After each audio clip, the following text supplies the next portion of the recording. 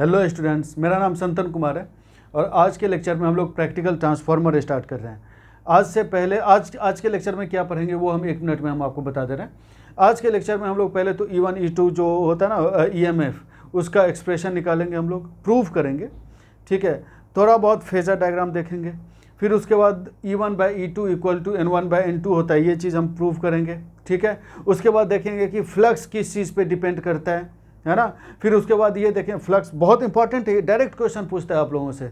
फिर उसके बाद जो होता है ना, जो डायग्राम देखते हैं आप ट्रांसफार्मर का, इस टाइप का नेटवर्क डायग्राम होता है ना ट्रांसफार्मर का, शायद देखे होंगे आपको, ये ट्रांसफार्मर का डायग्राम होता है। ठीक है, इक्विवेलेंट डायग्राम जिसको हम लोग बोलते हैं, ये इस टाइप का होता है। ठीक है, तो हम लोग को ये देखना है कि इसमें ये सब जो रेसिस्टेंस इंडक्टेंस है कहाँ से आया, क्या आया, ये सब बहुत ही ज़्यादा इंपॉर्टेंट है। ठीक है, आप लोगों से हर एग्ज़ाम में पूछेगा, तो और आपको अगर ये सब क्लियर है, इसके बारे में अभी मे भी शायद नेक्स्ट लेक्चर में देखेंगे हम लोग, लेकिन इसके बारे में अभी देखेंगे इस लेक्चर में। ठीक है, तो इतना चीज़ हमको देखना है, तो बहुत ही इंपॉर्टेंट है। फिर उसके बाद आज के लेक्चर से ही आपको ये पता चल जाएगा, जैसे आप लोगों से ये क्वेश्चन पूछता है ना कोई, कि मान लो अमेरिका का ट्रांसफार्मर इंडिया में लाएंगे तो वो काम करेगा नहीं करेगा, इन सब टाइप का प्रैक्टिकल क्वेश्चन। ठीक है, तो एनालिसिस करते हैं हम लोग, स्टार्ट करते हैं। तो स्टार्ट करने से पहले जो आज तक हम लोग जो अभी तक पढ़ चुके हैं ट्रांसफार्मर में, वो आइडियल ट्रांसफार्मर का कैरेक्टरिस्टिक तक पढ़ चुके थे, है ना। तो आइडियल ट्रांसफार्मर क्या था, आइडियल ट्रांसफार्मर के बारे में हम देख चुके थे कि उसका परमिबिलिटी जो होना चाहिए था इन्फिनिटी होना चाहिए था, और रिलक्टेंस 0 होना चाहिए था। ठीक है, अब रिलक्टेंस 0 होने से क्या होता है, रिलक्टेंस 0 होने का प्रैक्टिकल सिग्निफिकेंस क्या है वो देखो। आपको पता है एक formula N × I μ equal to flux into reluctance, ये हम बता चुके हैं, इस फॉर्मूला के बारे में हम लोग डिस्कस कर चुके हैं। तो देखो, अब आप अगर मान लो ये वीडियो ही स्टार्ट ही कर रहे हो देखना इसी वीडियो से, तो कोई ज़रूरत नहीं, आप पूरा इसको याद कर सकते हैं डायरेक्ट। ठीक है, तो अब अगर यहाँ पे ये देखें कि ये जो I μ है वो फ्लक्स क्रिएट करता है, मतलब इस फ्लक्स को क्रिएट कौन कर रहा है, तो I μ कर रहा है। तो अगर देखें रिलक्टेंस अगर 0 है तो इसका मतलब I μ भी तो 0 होना चाहिए। तो आइडियली क्या होता है कि इस फ्लक्स को क्रिएट करने के लिए यहाँ पे जो रिलक्टेंस है वो 0 होना चाहिए। ठीक है, आइडियली। प्रैक्टिकल तो ऐसा होगा नहीं, करंट तो कुछ ना कुछ चाहिए होगा ना, लेकिन आइडियल का केस हम अभी आपको बता रहे हैं। सेकेंड क्या था कि लॉस 0 हो, है ना, ट्रांसफार्मर का लॉस 0 हो। मतलब ऐसा है कि ट्रांसफार्मर को जब ऑन करेंगे ना आप, जब सप्लाई में लगाएंगे ना, तो बिल्कुल भी गर्म ना हो। गर्म कैसे होगा, जब लॉस होगा। लॉस मतलब क्या, जैसे कोई भी मटेरियल कैसे गर्म होता है, उसमें जब कोई एक्टिव लॉस होता है ना, जैसे I²R वो हीट के फॉर्म में जाता है, तो वही लॉस करता है। ठीक है, तो इसके बारे में हम लोग डिस्कस करेंगे। तो इतना चीज़ को हमको प्रैक्टिकल जो ट्रांसफार्मर पढ़ेंगे, तो इन सब चीज़ आइडियलिटी को हमको हटाना है ना। ये सब जो आइडियल कैरेक्टरिस्टिक है ना, ये सब जो चीज़ है ना, इसको हटा। जैसे हम लोग ये अभी इस लेक्चर में क्या कंसीडर करेंगे कि कुछ ना कुछ रिलक्टेंस होगा, है कि नहीं। आइडियल में तो रिलक्टेंस 0 है, लेकिन प्रैक्टिकल में कुछ ना कुछ रिलक्टेंस होगा।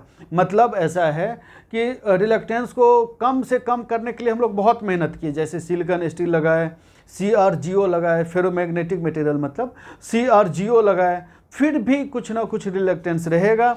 तो जब कुछ ना कुछ रिलक्टेंस रहेगा, यहाँ पे आपको पता है कि NI equal to flux into reluctance होता है, तो कुछ ना कुछ अगर जब रिलक्टेंस रहेगा, जब रिलक्टेंस 0 नहीं है, तो इसका मतलब I μ भी कुछ ना कुछ रहेगा। ठीक है, रिलक्टेंस जब 0 नहीं है तो I μ भी कुछ ना कुछ रहेगा, तो I μ यहाँ पे 0 नहीं होगा प्रैक्टिकली, है ना, समझ गए। मतलब थोड़ा बहुत ही करंट लेगा ज़रूर। ठीक है, कुछ ना कुछ करंट इसमें आएगा ज़रूर, और ऐसे भी ये क्लोज सर्किट है ना, इस टाइप में आप देख रहे हैं, तो कुछ ना कुछ तो करंट ज़रूर रहेगा। ठीक है, तो हमको यही चीज़ देखना है इस लेक्चर में। चलो स्टार्ट करते हैं हम लोग। तो मतलब यहाँ पे ऐसा है, देखो अब शुरुआत से आप लोग पूरा कॉपी पेन के साथ बैठना तो अच्छा रहेगा, एक भी क्वेश्चन नहीं छूटेगा। तो देखो आप, ये ट्रांसफार्मर है, हम लोग ऐसे डिनोट करते हैं, लेकिन एक्चुअल में ऐसा होता नहीं है, हम लोग एनालिसिस के लिए बस ऐसे डिनोट करते हैं। ठीक है, ये हुआ, ये प्राइमरी, और ये किसी एक को प्राइमरी, किसी एक को सेकेंडरी। ठीक है, और फिर यहाँ पे हम लोग सोर्स लगाते हैं ना, जिस वोल्टेज को स्टेप अप करना होगा, है ना। जैसे आपसे पूछेगा ना, जैसे ट्रांसफार्मर सब खरीदने के लिए जाओगे ना, तो आपसे पूछेगा कि कहाँ पे लगाना है। ठीक है, तो उसी हिसाब से सोर्स लगाएंगे आप। तो एसी के लिए ही यूज़ करते हैं हम लोग, है ना। ट्रांसफार्मर क्या होता है, एक साइड में एसी, इस साइड में भी एसी रहता है, ठीक है। अब यहाँ पे देखिए, इसको फ्लक्स यहाँ पे हमको क्रिएट करना है कि नहीं, ये सब फ्लक्स क्रिएट करना होगा, और ये ज़्यादा से ज़्यादा लिंक करे फ्लक्स, इसके लिए इसका जो पाथ होना चाहिए लो रिलक्टेंस होना चाहिए। ये सब चीज़ ध्यान में रखना, ये सब पूछा जाएगा। ये लो रिलक्टेंस होना चाहिए, बहुत ही कम। अब यहाँ पे है कि जब AC यहाँ पे लगाएंगे, AC है ये Vm sin ओमेगा t, तो कुछ यहाँ पे करंट जो आएगा वो भी AC ही रहेगा, AC करंट फ्लो होगा। तो आप ये मान लीजिए Imu equal to Im sin omega t है कि नहीं। तो जब Imu equal to Im sin omega t है, तो ये जो फ्लक्स होगा यहाँ पे, ये फ्लक्स, ये जो फ्लक्स आपको दिख रहा है, देख रहे हैं वीडियो बन रहा है नहीं बन रहा है, ठीक है। तो ये जो फ्लक्स दिख रहा है आपको, तो ये फ्लक्स क्या होगा, आपको फॉर्मूला तो पता ही है, NI डिवाइडेड बाय रिलक्टेंस। शुरुआत में ही हम बताए हुए हैं कि आपको ये भी बोले कि ये फॉर्मूला याद कर लेना पूरा। तो मतलब ये कितना होगा, N into Im sine omega t divided by reluctance, है ना। तो इसको आप कैसे लिखेंगे, flux equal to NIm by reluctance sine omega t, correct है। मतलब यहाँ पे है कि इसको हम लोग φm ले लें, तो मतलब इसको हम लोग ले सकते हैं φm sign omega t, correct है। तो अब आपको यहाँ पे एक चीज़ नोटिस ये करना है कि ये जो फ्लक्स है, यही फ्लक्स इसको भी लिंक कर रहा है, इस N1 को भी, इस कॉइल को भी, और यही फ्लक्स N2 को भी लिंक कर रहा है, इस कॉइल को भी लिंक कर रहा है। तो कहने का ये मतलब है कि क्योंकि ये Im मतलब φm साइन ओमेगा t है, क्योंकि ये चेंज कर रहा है ना, φm साइन ओमेगा t है, साइन ओमेगा t के फॉर्म में है, क्योंकि ये चेंज कर रहा है फ्लक्स, ठीक है। क्योंकि ये फ्लक्स चेंज कर रहा है, तो यहाँ पे भी EMF आना चाहिए E1, और यहाँ पे भी E2 आना चाहिए, क्योंकि फ्लक्स दोनों में चेंज कर रहा है कि नहीं। तो अब हमको इस E1 और E2 का एक्सप्रेशन चाहिए, तो चलो हम निकाल रहे हैं E1 E2 का एक्सप्रेशन। अब एक चीज़ हम तुमको अभी बता दे रहे हैं, यहाँ पे देखिए, ये भी साइनसॉइडल है, ये भी साइनसॉइडल है ना। तो इसमें भी एक कंडीशन है ना, इसमें भी एक आइडियलिटी है। एक्चुअली में जब आप देखेंगे, है ना, जब आप बहुत डिटेल में देखेंगे, बाद में भी हम आपको बताएंगे, तो कोई अगर एक साइनसॉइडल है तो दूसरा नहीं होगा, उसमें थर्ड हार्मोनिक्स रहेगा, ठीक है। लेकिन अभी के लिए बस आपको ये देखना है कि दोनों साइनसॉइडल है, ये भी Im sin ओमेगा t है, ये भी φm sin ओमेगा t है, दोनों सेम है, इस चीज़ को ध्यान में रखना। तो अब क्योंकि φm sin omega t change, अभी तक कोई अगर आपसे क्वेश्चन पूछे, है ना, तो आपको सिंपली ये बताना है कि दोनों साइनसॉइडल है, ठीक है। लेकिन अगर मान लो क्वेश्चन कहीं पे दिखे, तो अगर फ्लक्स साइनसॉइडल है तो करंट साइनसॉइडल नहीं होगा, थोड़ा बहुत हार्मोनिक्स होगा। अगर करंट साइनसॉइडल है तो फ्लक्स साइनसॉइडल नहीं होगा, थोड़ा बहुत हार्मोनिक्स होगा। कैसे, ये बाद का चीज़ है, ठीक है। ये चीज़ हम लोग बाद में देखेंगे, अभी के लिए बस आपको इतना देखना है, अभी के लिए आपको ये समझना है कि दोनों साइनसॉइडल है। तो अब अगर आप यहाँ पे देखें, आप देख चुके हैं कि फ्लक्स चेंज हो रहा है, तो E1 E2 तो आएगा ही दोनों में, ठीक है। तो जब E1 E2 दोनों में आएगा, तो कहने का ये मतलब है कि E1 को हम लोग क्या लिख सकते हैं, E1 को हम लोग लिख सकते हैं -N1 इंटू d∅dt, करेक्ट है ये चीज़, है ना। अब यहाँ पे -N1 इंटू d∅ मतलब φm sin ओमेगा t, अभी जस्ट हम लोग देख चुके हैं विथ रिस्पेक्ट टू t। तो E1 को अगर डिफ्रेंशिएट करें, अब इसको डिफ्रेंशिएट करें, तो N1 into φm into omega cos omega t आना चाहिए, है कि नहीं। तो मतलब ये कितना रहेगा, -N1 into φm into omega, minus को हटा के यहाँ पे sign omega t minus 90 degree ले सकते हैं, है कि नहीं, यही होगा ना। माइनस है तो इसको माइनस को हटा दीजिए, N1 φm omega sine omega t minus 90 degree हो गया, ये E1 हो गया, करेक्ट है। अब अगर यहाँ पे देखेंगे आप, तो फ्लक्स तो सेम ही है ना दोनों में, बस N1 यहाँ पे टर्न है, यहाँ पे N2 टर्न है। तो यहाँ पे अगर E2 हम लोग देखेंगे डायरेक्ट, अगर हम लोग E2 निकालना चाहें, तो वो क्या होगा, N2 into φm into omega sine omega t minus 90 degree, ये डायरेक्ट हो जाएगा, करेक्ट है। तो अब अगर देखें फेजर डायग्राम, हम इसको मिटा रहे हैं अभी, तो अब अगर आप फेजर डायग्राम देखेंगे,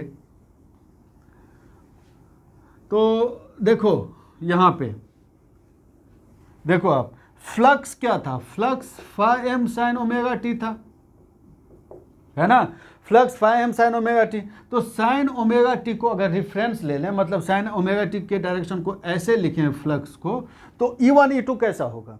E1 में देखो यहाँ पे ये है, और फिर यहाँ पे साइन मतलब ओमेगा टी माइनस 90 डिग्री है, तो माइनस मतलब क्लॉकवाइज, याद रखना ये चीज़, माइनस मतलब क्लॉकवाइज, ठीक है, नेगेटिव मतलब क्लॉकवाइज, पॉजिटिव मतलब एंटी क्लॉकवाइज, ठीक है, इस चीज़ को याद रखिए।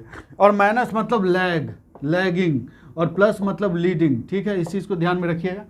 तो अब यहाँ पे देखेंगे तो जैसे फ्लक्स इधर है ना phi M sine omega T, तो E1 कैसा होना चाहिए, इस डायरेक्शन में, और E2 भी साइन ओमेगा टी माइनस 90 है ना, तो ये भी इसी डायरेक्शन में होना चाहिए।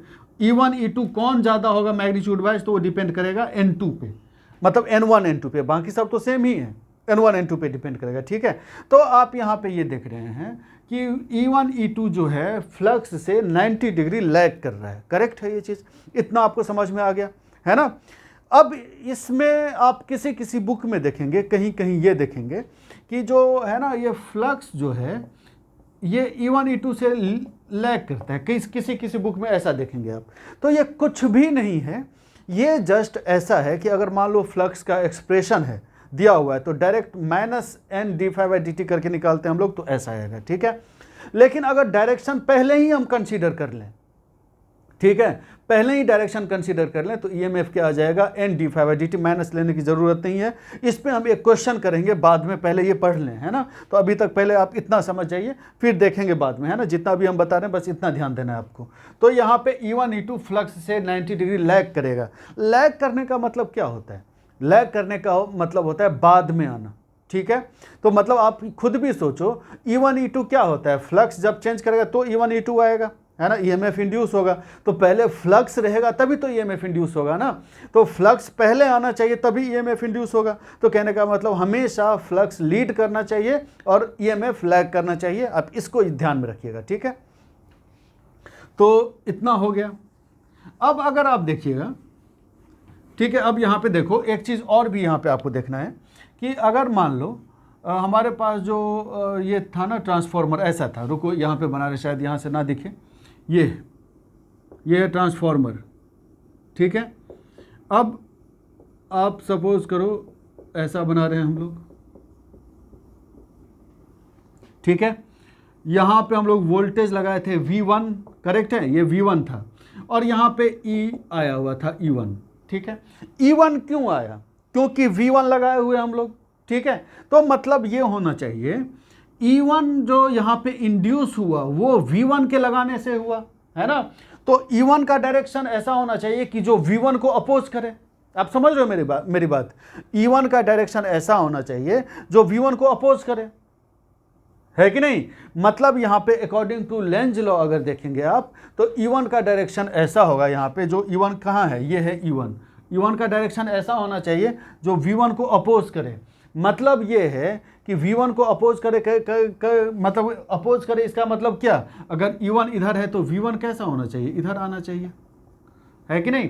According to Lenz law V1 को अपोज करना चाहिए, तो हम लोग V1 equal to minus E1 यहाँ पे लिख सकते हैं, ठीक है। V1 इक्वल टू, यहाँ पे एक मिनट रुक जाओ, उम्मीद है कि आपको दिख रहा होगा यहाँ पे कि इतना छोटा ही लेते हैं, V1 equal to minus E1 यहाँ पे हम लोग लिख सकते हैं, ठीक है। इसमें कोई प्रॉब्लम आपको नहीं होनी चाहिए, ठीक है। तो इतना हो गया। हम अपोज में क्यों लिख रहे हैं आपको समझ में आ गया, क्योंकि अकॉर्डिंग टू लेंज लॉ जैसे यहाँ अगर यहाँ पे V1 है तो E1 के अपोज में होना चाहिए। क्यों, क्योंकि E1 जो इंड्यूस हो रहा है वो किसके वजह से हो रहा है, V1। जब V1 लगाते ही नहीं तो E1 कहाँ से आता है। तो जब E1 इंड्यूस हो रहा है V1 के लगाने से वजह से, तो E1 का डायरेक्शन ऐसा होना चाहिए जो V1 को अपोज करे, तो इसलिए उल्टा हो जाएगा, अपोजिट डायरेक्शन में हो जाएगा। ये किसके वजह से है, तो लेंज लॉ की वजह से। हम बार बार एक चीज़ पे फोकस करते हैं, ठीक है, इस चीज़ को ध्यान में रखना, हमेशा काम आएगा ये। तो हमारे पास जो फेजर डायग्राम है ये कुछ अभी तक ऐसा है ना। फिर अगर आप एक चीज़ नोटिस करेंगे, है ना, हमको लग रहा है कि अभी तक कोई इसमें प्रॉब्लम नहीं आनी चाहिए। तो अब अगर यहाँ पे रुक जाओ, फिर से बनाते हैं हम डायग्राम बढ़िया से थोड़ा सा। ये फ्लक्स है ना, ये क्या है, E1 है, E2 है, और ये यहाँ पे क्या है, V1 इक्वल टू -E1 है, इतना है, इतना समझ गए। अच्छा, अब अगर आप एक चीज़ नोटिस करेंगे तो आई म्यू कितना था, I am sine omega T था ना, और फ्लक्स अगर देखेंगे तो फ्लक्स इतना था 5m साइन ओमेगा टी।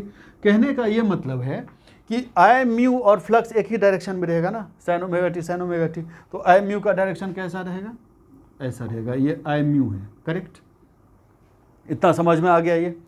अब उसके बाद ऐसा है, एक चीज़ और भी हम थोड़ा सा हम आपको बेसिक बता रहे हैं, बहुत ही ज़्यादा इंपॉर्टेंट है, इतना हमको लगता है आपको समझ में आ गया होगा, ठीक है। जो फ्लक्स को क्रिएट कर रहा है वो आई म्यू है। अब उसके बाद एक चीज़ और भी देखो आप, जैसे आप ये समझिए कि हमारे पास ये ऐसा है, ये V है और ये I है, ठीक है। इतना आप समझ, जो हम आपको बता रहे हैं ना, इस पॉइंट पे रहना भी है ना, ज़्यादा सोचने की ज़रूरत नहीं, आपका इतना क्लियर हो जाएगा ना ये मशीन, बस समझना, इलेक्ट्रिकल मशीन। अब यहाँ पे देखिए, I इधर है, सपोज करो थीटा ये है ना, V और I के बीच का एंगल थीटा है, तो I cos थीटा किधर होगा, आई कॉस थीटा इधर होगा, आई कॉस थीटा इधर होगा, और आई साइन थीटा किधर होगा, इसके परपेंडिकुलर होगा, आई साइन थीटा, ठीक है।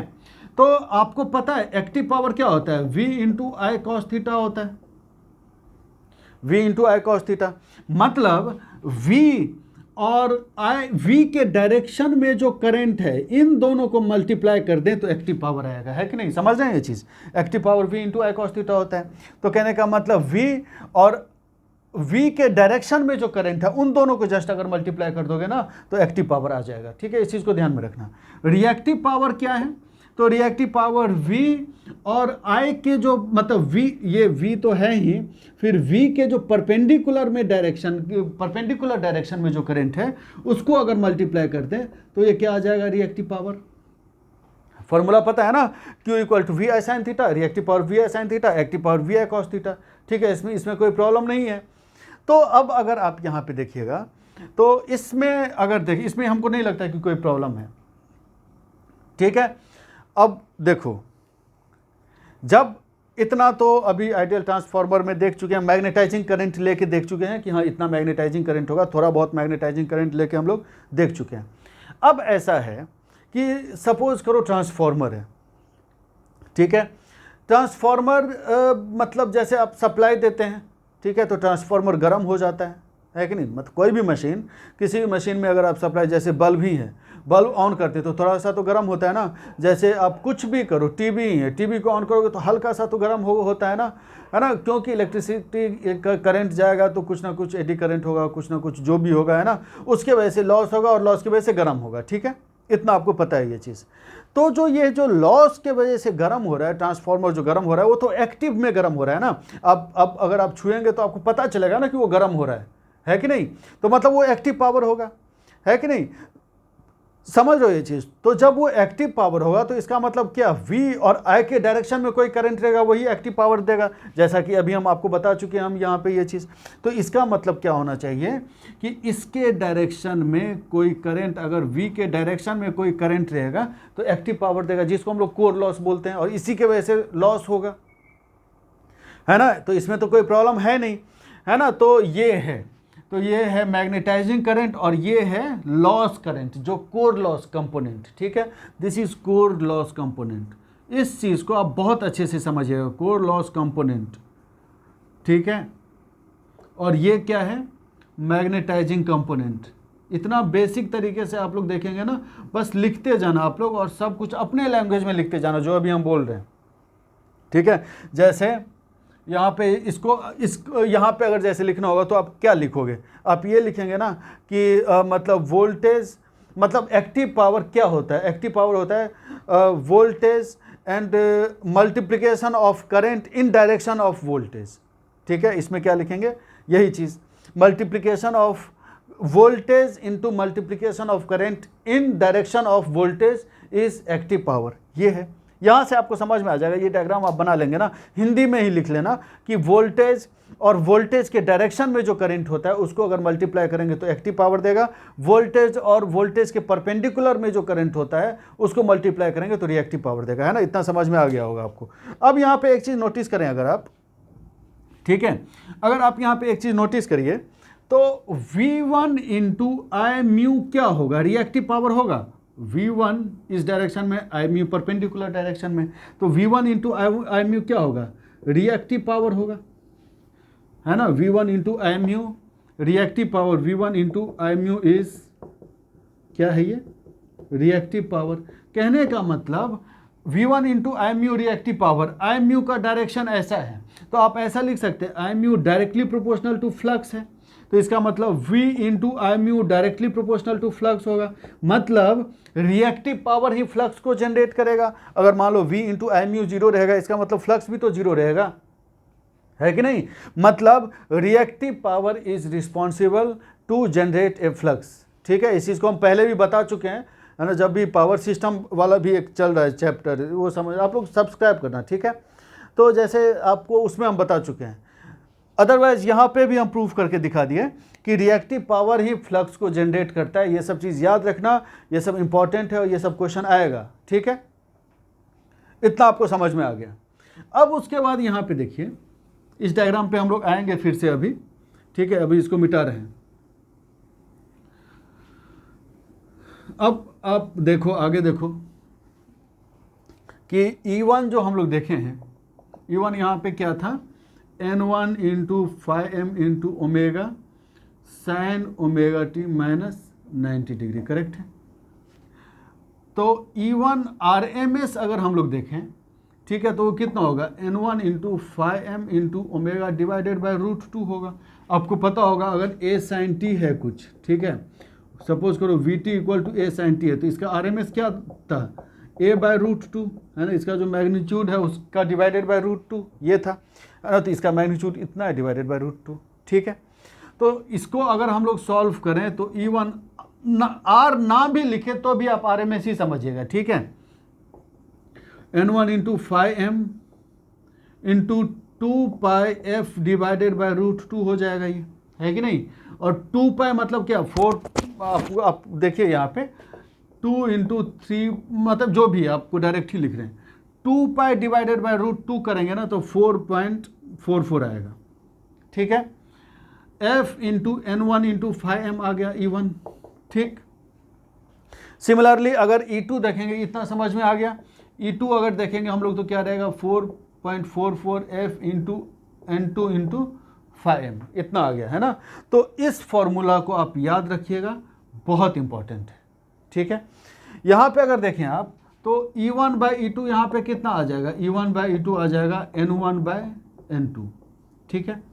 E1 by E2 is equal to N1 by N2, इसमें कोई प्रॉब्लम नहीं है, जो कि ट्रांसफॉर्मर में देख चुके हैं आप, है ना। अब अगर यहाँ पे देखिए, इसको हम मिटा रहे हैं, अब इसी पे तो हमको एनालिसिस करना है पूरा, ठीक। देखिए अगर आप E1 बाई E2 अगर हम लोग देख चुके हैं तो ये क्या है, N1 बाई N2 है। एक minute, E1 by E2 equal to N1 by N2 है।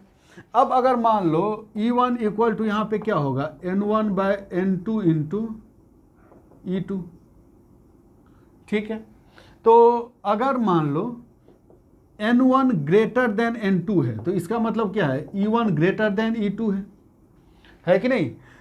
समझ रहे हैं, जैसे मान लो ये N1 है 200 और N2 है 100, तो 200 बाय 100 तो 2 इंटू E2 आ जाएगा, तो E1 E2 से डबल हो गया ना, तो E1 ज़्यादा हो गया, ठीक है। तो इसको हम लोग बोलते हैं स्टेप डाउन, है ना। मतलब पहले जो हम लोग वोल्टेज लगा रहे हैं वो ज़्यादा है, बाद में जो आ रहा है वो कम है, E2 कम है। सिमिलरली अगर N2 ज़्यादा है N1 से तो E2 ग्रेटर देन E1, और इसको हम लोग क्या बोलते हैं, स्टेप अप, करेक्ट है। इतना समझ में आ गया होगा आप लोगों को, ठीक है। तो इसको याद रखिएगा। अब उसके बाद आप कहीं कहीं देखे होंगे ना कि E1 के जगह पे V1 और V2 रहता है, इतना तो समझ में आ गया होगा आपको। अब आप देखिए कि कहीं कहीं आप देखे होंगे कि ऐसा रहता है ना, जैसे E1 बाई E2 के जगह पे क्या रहता है, ये जैसे अभी हम क्या प्रूफ किए हैं, E1 by E2 equal to N1 by N2, लेकिन कहीं कहीं आप देखे होंगे या मोस्टली ज़्यादातर आप देखे होंगे V1 by V2 equal to N1 by N2 रहता था, ठीक है, ऐसा रहता है। तो इसको आप देख लीजिए थोड़ा सा, अब ये हम बता रहे हैं आपको, ठीक। तो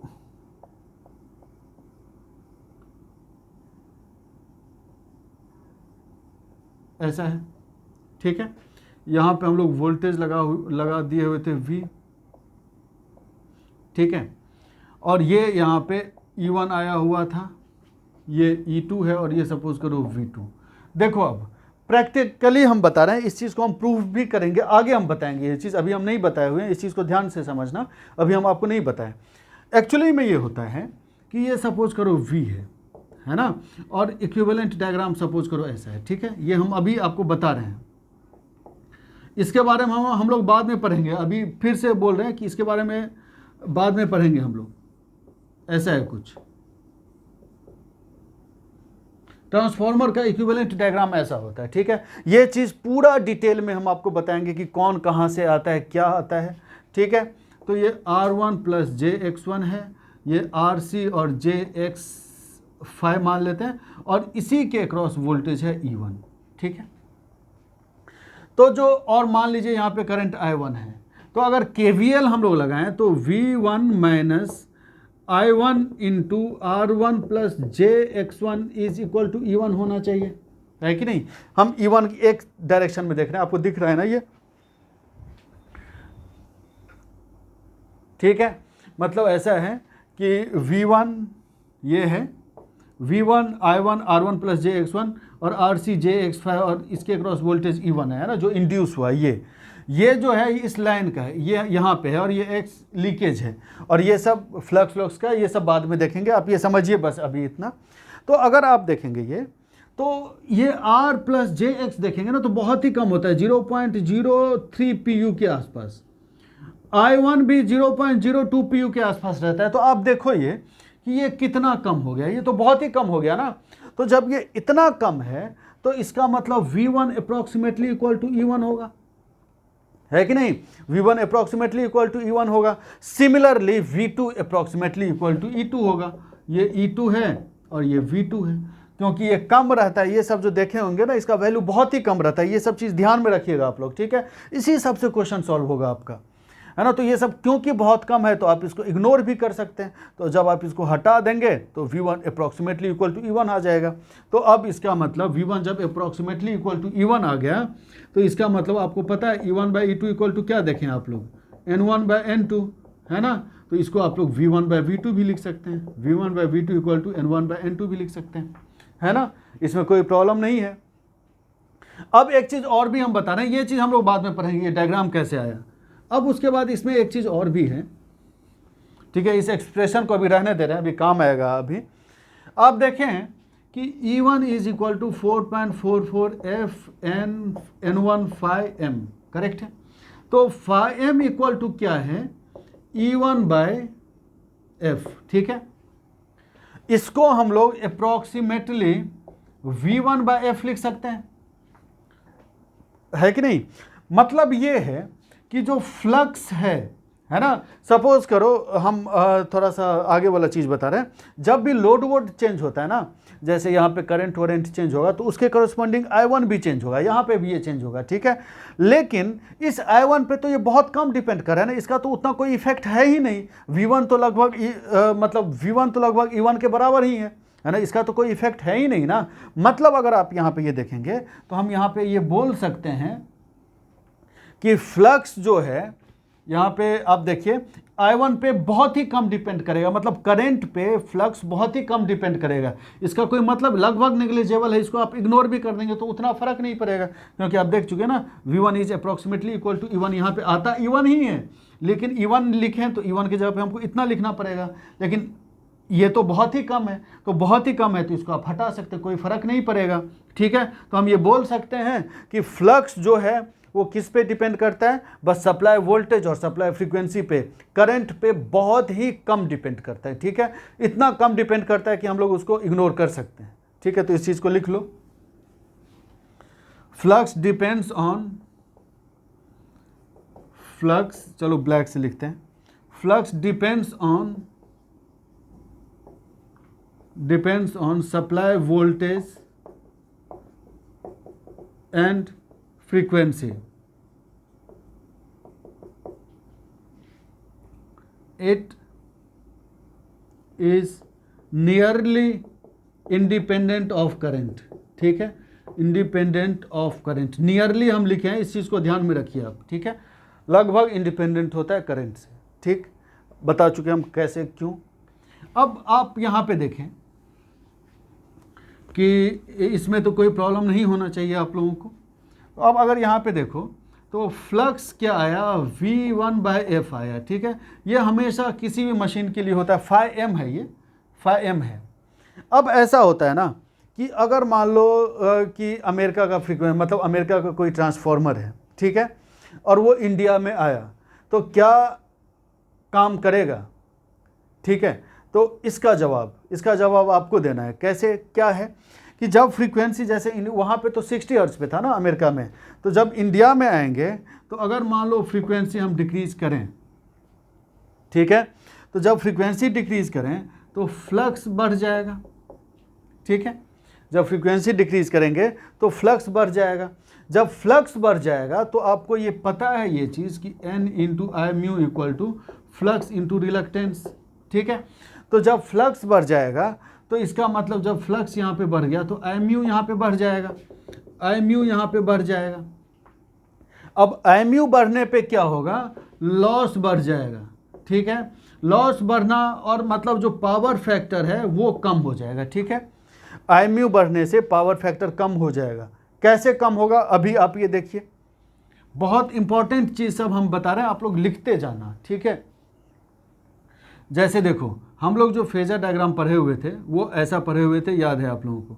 this is flux V1, E1, E2 था यहाँ पे ये I म्यू था और ये क्या था, IC था, ठीक है। और अगर इन दोनों का रिजल्टेंट हम लोग लें, इन दोनों का रिजल्टेंट ले तो ये रिजल्टेंट ऐसा जाएगा, है ना, इसमें तो कोई प्रॉब्लम नहीं है, ये रिजल्टेंट है, सॉरी इतना ये रिजल्टेंट है, ठीक है। और ये मान लो I0, इसको हम ले लेते हैं। तो ये जो फाई है नो लोड पावर फैक्टर है, जो अभी छोटा सा दिख रहा होगा इन दोनों के बीच में, ये φ0 नो लोड पावर फैक्टर है। अब अगर आप ये सपोज करिए, अगर मतलब हम लोग क्या करें, देखना आप, φ0 क्या है, ये V1, मतलब φ0 is angle between V1 and I0, correct. ये चीज़ लिख लीजिएगा। तो इसका मतलब पावर फैक्टर क्या होना चाहिए, पावर फैक्टर तो cos φ0 क्या होगा, पावर फैक्टर होगा, ठीक है, input power factor. Power factor सब क्या है हम लोग नेटवर्क में देखेंगे, ठीक है, या देख चुके हैं शायद, बता चुके हैं हम, है ना। तो अब अगर आप यहाँ पे देखिएगा, नो लोड पावर फैक्टर है, कहने का मतलब लोड तो अभी लगाया नहीं ना, अभी तो ये ओपन है ना, लोड तो अभी लगा हुआ नहीं है। तो आप देखना यहाँ पे, इसको तो लिख चुके होंगे आप लोग। तो अब ऐसा है कि सपोज करिए कि हम लोग I म्यू को बढ़ा दें, यहाँ पे देखिए I म्यू बढ़ गया, है ना। जब I म्यू बढ़ गया तो सपोज करिए I म्यू बढ़ा के हम यहाँ पे कर दें, I म्यू यहाँ पे आ गया, ठीक है। जब I म्यू यहाँ पे आ गया, IC तो इतना ही है, तो I म्यू यहाँ पे आ गया तो ये ऐसा आ जाएगा, ठीक है। तो इसका मतलब क्या हो गया, φ0 तो बढ़ गया, है कि नहीं। I म्यू इधर आ गया ना, तो रिजल्टेंट नीचे की तरफ आ जाएगा, तो इसका मतलब V1 और I0 के बीच का एंगल तो बढ़ जाएगा, ठीक है। तो जब φ0 बढ़ गया, तो इसका मतलब cos φ0 क्या होगा, कम हो जाएगा, तो पावर फैक्टर कम हो गया।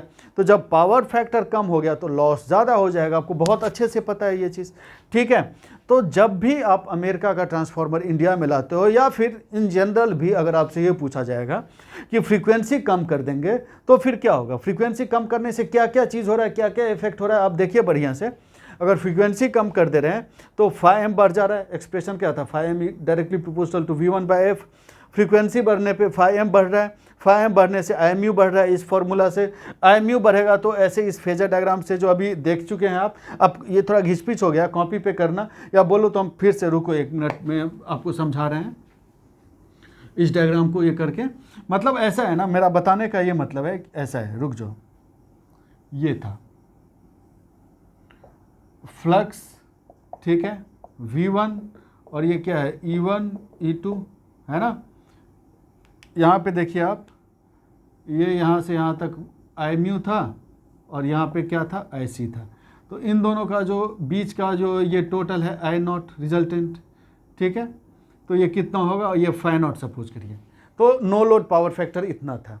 अब आप सपोज करिए कि IMU को हम बढ़ा के यहाँ पे कर दें, यहाँ से यहाँ तक कर दें, सपोज करिए IMU को हम यहाँ पे कर दें, IMU2 कर दें, और ये तो इतना पे ही है, लॉस तो इतना ही है, ठीक है।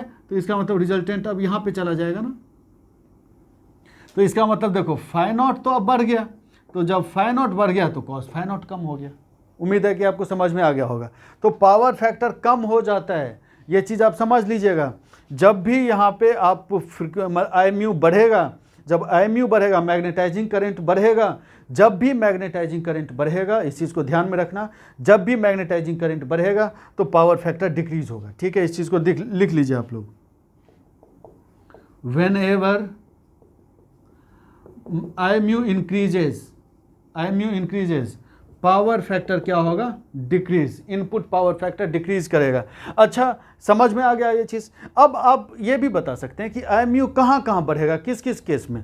तो रिलक्टेंस जहाँ पे बढ़ जाएगा, एक तो ये समझ में आ गया। चलो अभी इसी पे रहते हैं, ठीक है, इतना समझ में आ गया आपको। तो इसका मतलब ये है कि अगर अमेरिका का ट्रांसफार्मर इंडिया में यूज़ करेंगे ना, तो बहुत ही ज़्यादा लॉस वॉस बढ़ जाएगा, ठीक है, क्योंकि फ्रीक्वेंसी कम हो रहा है। अब लेकिन अगर फिर भी हमको यूज़ करना है तो हम लोग क्या करेंगे, कोशिश करेंगे कि फ्लक्स कांस्टेंट रहे, है ना। तो फ्लक्स कांस्टेंट रहे तो फाई एम इक्वल टू आपको क्या पता है, V1/F।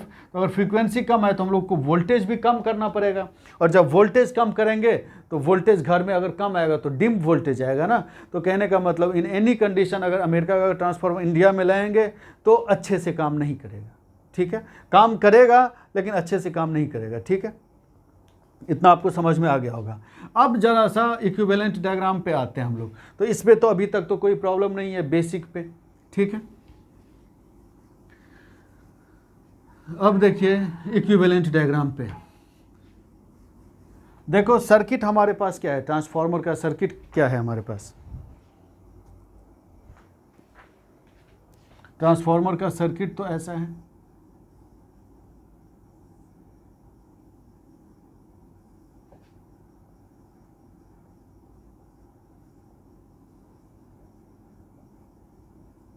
ये था सर्किट, ठीक है। मतलब और जो फेजर हम लोग बनाए हैं वो क्या है, एक मिनट रुक जाइए, ब्लू पेन भी है। जो फेजर हम लोग बनाए हैं कुछ इस टाइप का बनाए हुए हैं।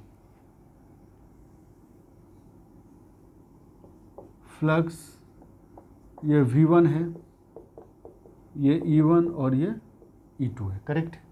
फिर उसके बाद IMU ये था, ठीक, I0 मतलब ऐसी ये था, ठीक है। तो अब अगर देखिए इसमें आपको इंडक्टर का एक प्रॉपर्टी पता है। इंडक्टर में क्या होता है, जैसे ये इंडक्टर है तो अगर यहाँ पे वोल्टेज V है और यहाँ पे करंट इसके थ्रू I है ना। तो करंट क्या होता है, करंट I है तो वोल्टेज V है।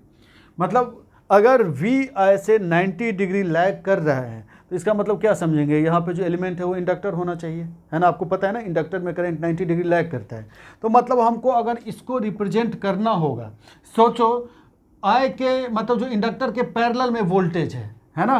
तो अगर इसको हमको रिप्रेजेंट करना होगा मैग्नेटाइजिंग करंट को, तो हम इसी ट्रांसफार्मर को ऐसे लिख सकते हैं, जैसे ये देखो सोर्स वोल्टेज V, और यहाँ पे हम लोग क्या करते हैं, ये इंडक्टर है अभी तक, है ना। इतना समझ में आ गया। तो इसको हम लोग XM लिख लेते हैं, XM या X फाई जो भी, देखो आपको दिख रहा है ना ये। फिर उसके बाद ये है कि इतना आपको समझ में आ गया। सिमिलरली मतलब इंडक्टर में करंट 90 डिग्री लैग करता है, तो यहाँ पे भी V1 से IMU 90 डिग्री लैग कर रहा है, मतलब हमको इंडक्टर से ही शो करना पड़ेगा, ठीक है। सिमिलरली अगर रेसिस्टेंस देखिएगा आप, तो रेसिस्टेंस में क्या हो रहा है, जैसे कि मान लो ये रेसिस्टेंस है और यहाँ पे वोल्टेज लगाएंगे, तो अब ये क्या है, V और I एक ही फेज में है। तो अगर V और I, V1 और IC एक ही फेज में अगर रिप्रेजेंटेड है, तो इसके करस्पॉन्डिंग अगर हमको एलिमेंट को शो करना होगा तो रेसिस्टेंस होगा, है ना। तो ये, और ये देखो V R के पैरेलल में है ना, तो यहाँ पे भी हमको पैरेलल में शो करना पड़ेगा, ठीक है ना। अब ये यहाँ पे मैग्नेटाइजिंग वाला चीज़ हो गया और लॉस वॉस वाला चीज़ हो गया, ठीक है। अब उसके बाद ये है कि कपलिंग हो रहा है ना इन दोनों में, मैग्नेटिक कपलिंग पता है ये चीज़ सेमी फ्लक्स लिंक कर रहे हैं। तो कपलिंग को शो करने के लिए हम लोग क्या करेंगे, हम लोग ये कपलिंग को शो करने के लिए करते हैं, ठीक है। और सेकेंडरी साइड भी ऐसा हो गया, समझ गए ये। तो आप इसी को, है ना, ये मान लो आरसी है, ठीक है, क्योंकि आईसी के लिए आ रहा है ना, मतलब जो है ना कोर लॉस कंपोनेंट। तो इतना समझ में आ गया। तो इसी को और भी अच्छे से हम बना रहे हैं, इसको हम मिटा दे रहे हैं। होपफुली आपको इतना समझ में आ गया होगा। तो अब इसी को आप देखिए, तो आप इसको ऐसे कर सकते हैं, इसी डायग्राम को, ठीक है, ये ऐसा हो गया।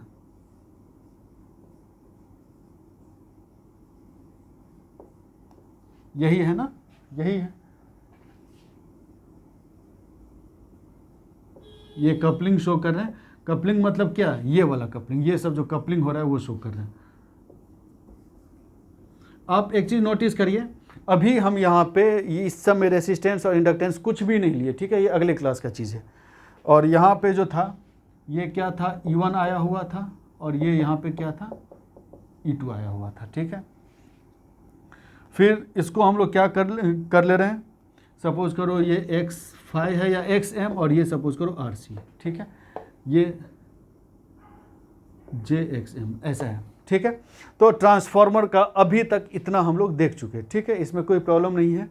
एक क्वेश्चन है जो कि चलो नेक्स्ट लेक्चर में करेंगे हम लोग। उम्मीद है कि आपको अभी तक समझ में आ गया होगा। कॉपी पे करिएगा आप लोग, और इससे बाहर का एक भी क्वेश्चन नहीं रहेगा। आप लोग को अच्छे से पढ़ाई करनी है, ठीक है, तैयारी करो, रिजल्ट चाहिए। Okay, thank you.